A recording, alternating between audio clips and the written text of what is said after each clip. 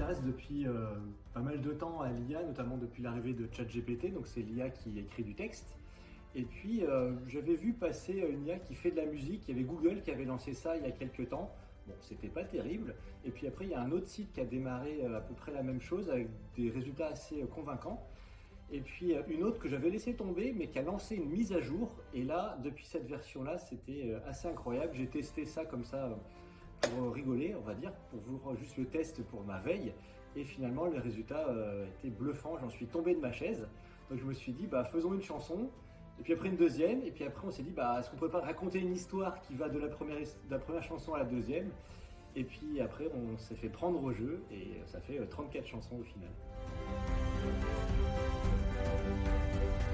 Alors, ouais, pour composer une comédie musicale avec l'intelligence artificielle, il faut vraiment se dire que c'est un co-auteur.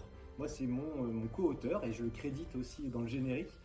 C'est quelqu'un avec qui on va converser. Je dis quelqu'un, mais bon, c'est un algorithme, on est bien d'accord, mais c'est vraiment comme un assistant qui va nous faire des propositions.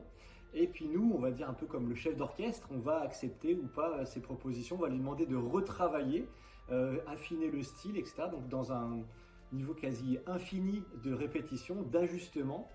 Moi, je vois un peu comme une extraction d'un diamant brut.